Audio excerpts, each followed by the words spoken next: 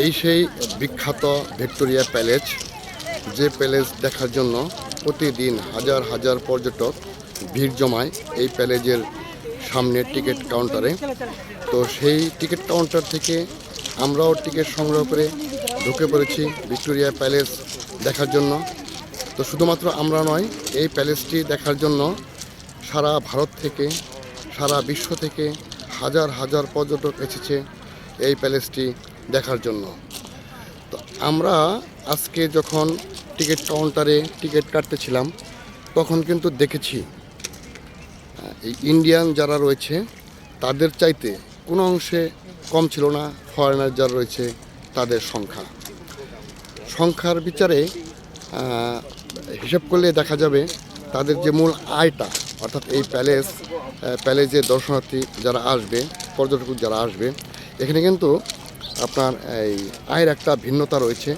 অর্থাৎ সাধারণ ভারতীয় যারা রয়েছে তাদের কাছ থেকে কিন্তু এই প্যালেসটি দেখার জন্য টিকিটের মূল্য রাখা হচ্ছে 50 রুপি।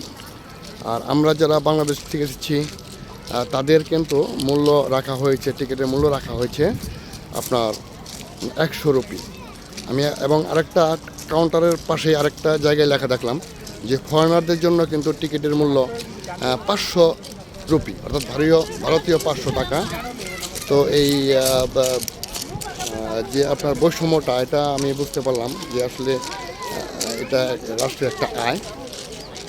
তো এখানে কিন্তু সকল পর্যটকই ধীরে ধীরে কিন্তু একটি রাস্তা দিয়ে প্রবেশ করছে প্যালেসের ভিতরে। আমরাও প্যালেসের সামনে দাঁড়িয়ে প্যালেসের ভিডিও ধারণ করছি এবং আপনাদেরকে দেখাচ্ছি।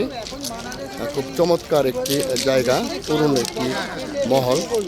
এই মহলটা আপনার কার আমলে তৈরি হয়েছিল, এর কি ইতিহাস ঐতিহ্য রয়েছে, সেই ইতিহাস ঐতিহ্য নিয়েও আমরা আরেকটি ভিডিওতে কথা বলবো এবং আপনাদেরকে জানানোর চেষ্টা করব। তো আমরা বাংলাদেশ থেকে 3 বন্ধু এসেছি। তো এখানে যে দর্শনার্থী আসছে, তো যেহেতু আজকে রবিবার, হলিডে, ইন্ডিয়ান হলিডে, এই জন্য পর্যটকের ভিড়ের সংখ্যাও একটু বেশি। তো আমাদের সাথে রয়েছে উজ্জ্বল সরকার, বাংলাদেশ থেকে আমরা একত্রে এসেছি। তো এখানে এই প্যালেসটা কিন্তু অনেক বড়, ভিতরে এই মিউজিয়াম রয়েছে, সেই মিউজিয়ামগুলো আমরা দেখব। তো এখানে 1 বাই 1 কিন্তু ঢুকে যাচ্ছে সকল পর্যটক। তো আমরা সেই ফুটেজ ধারণ করছি এবং আপনাদের সাথে শেয়ার করছি। চমৎকার একটি প্যালেস।